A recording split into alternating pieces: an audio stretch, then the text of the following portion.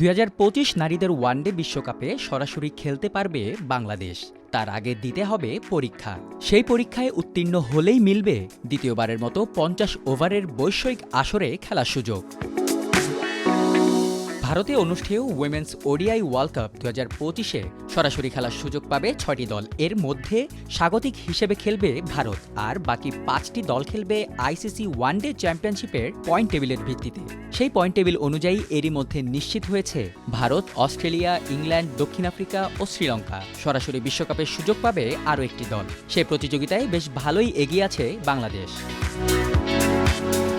ODI চ্যাম্পিয়নশিপে মোট 24টি করে ম্যাচ হবে, যেখানে 24 ম্যাচ খেলেই 9 জয়, 12 হার ও 3 অমীমাংসিত ম্যাচ মিলিয়ে 21 পয়েন্ট নিয়ে পয়েন্ট টেবিলের 6-এ আছে নিউজিল্যান্ড। তার ঠিক পরেই আছে বাংলাদেশ। 21 ম্যাচে 7 জয়, 9 হার, 1 টাই ও 4 অমীমাংসিত ম্যাচ মিলিয়ে বাঘিনীদের পয়েন্ট 19।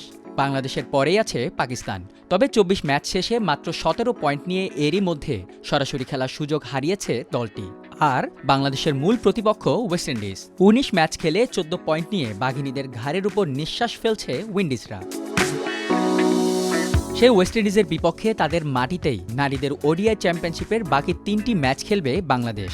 সেই সিরিজ জিতলেই সরাসরি বিশ্বকাপ খেলবে জ্যোতিরা। এক্ষেত্রে ব্যবধান 3-0 হলে বাংলাদেশের পয়েন্ট হবে 25, 2-1 ব্যবধান হলে পয়েন্ট হবে 23, যেখানে নিউজিল্যান্ডের পয়েন্ট 21। সিরিজ ড্র হলেও সরাসরি খেলার সুযোগ থাকবে বাংলাদেশের। তখন 1 জয়, 1 হার, 1 অমীমাংসিত ম্যাচ মিলিয়ে 19-এর সঙ্গে আরও 3 পয়েন্ট যোগ হয়ে মোট 22 পয়েন্ট হবে জ্যোতিদের। তখনও পয়েন্টের দিক দিয়ে নিউজিল্যান্ডকে ছাপিয়ে বিশ্বকাপে সরাসরি খেলবে বাঘিনীরা।